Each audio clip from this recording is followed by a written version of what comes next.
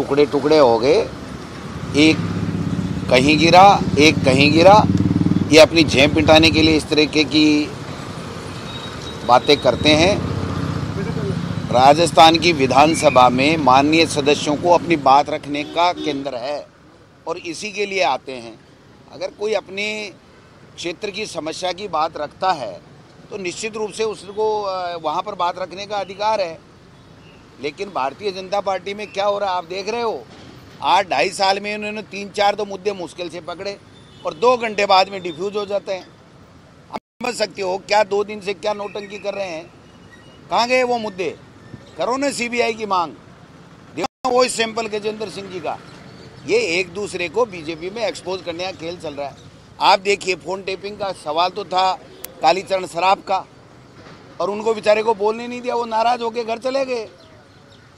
हाँ, आप देखो क्या दुर्गति हो रही है एक गुट विशेष की, दूसरा गुट हाईजैक कर रहा है।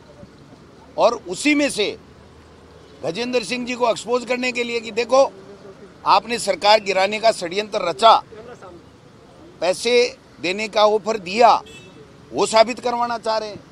आपने खुद नहीं देखा होगा कल कि जब कटारिया जी ने बोला, उसके बाद में राजेंद्र जी राठौड़ ने बोला कि आप बताओ कौन थे वो ये चाहते थे राठौड़ साहब कि गजेंद्र सिंह जी का नाम आए और वो राजस्थान की जनता के बीच में एक्सपोज हों कि राजस्थान की जनता ने उनको काम के लिए एमपी चुना था, केंद्र में मंत्री बन गए, जल संसाधन मंत्री बन गए, और पानी की समस्या राजस्थान में उसके लिए तो प्रोजेक्ट ला नहीं रहे और चुनी हुई सरकार को गिराने का षड्यंत्र रच रहे हैं।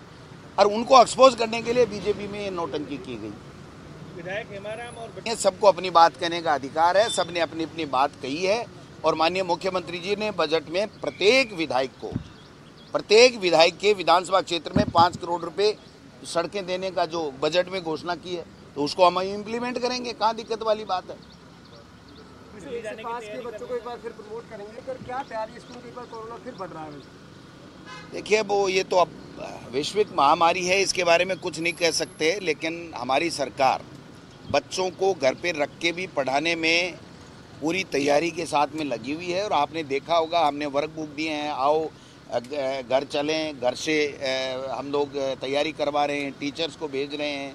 बच्चों का साल बर्बाद नहीं हो इसके लिए हम उनको जो है वो प्रमोट कर रहे हैं, होम एग्जामिनेशन दिलवा रहे हैं, सोशल डिस्टेंसिंग की पालना करवा रहे हैं। आप देखिए कितने दिन हो गए स्कूल खुले, एक जगह ज़रूर उदयपुर में कोई मामला आया था तो हमने उसी वक्त तुरंत उसको संभाल लिया। और आज बच्चे बोर्ड की तैयारी भी कर रहे हैं, बोर्ड के एग्ज़ाम भी होंगे, होम एग्जामिनेशन भी होंगे। एक भी बच्चे का एक साल खराब नहीं हो, ये सरकार पूरी संवेदनशीलता के साथ में इस पर काम कर रही है। 5वीं तक के बच्चे प्रमोट करेंगे? हाँ बिल्कुल बिल्कुल। देखिए उन बच्चों का भविष्य खराब करने का कोई मतलब नहीं है। तो घर पे बच्चों को 1 से 5 को हम लोग पढ़ा रहे हैं, टीचर्स उनको घर पे रह कर के होमवर्क दे रहे हैं, उनकी कॉपियाँ वापस ला कर के घर से ले कर के चेक कर रहे हैं।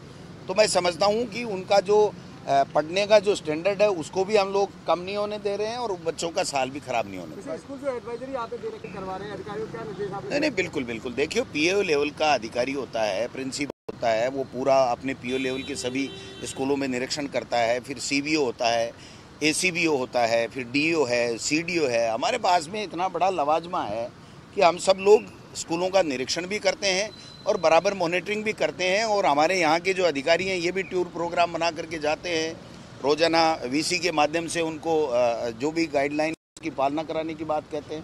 तो अच्छे तरीके से काम चल रहा है।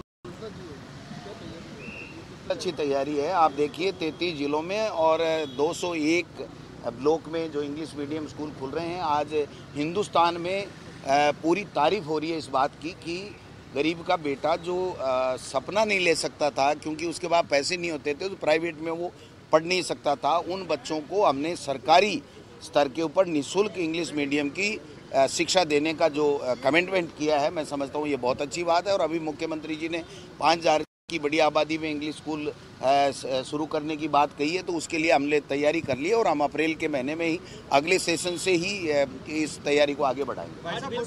विधेयक पारित होगा, बजट नहीं हुआ जितना शानदार बजट मुख्यमंत्री जी ने दिया और सब लोग संतुष्ट भी हैं और विपक्ष के पास में बोलने के लिए कोई मुद्दे नहीं है। ये आलतू फालतू मुद्दे लाते हैं और 2 घंटे में वो खुद शर्म से उनका सर नीचे झुक जाता है और माफ़ी मांग के फिर आ जाते हैं। आपने देखा कितनी बार कटारिया जी ने, राठौड़ ने माफ़ी मांगी, आप बताओ।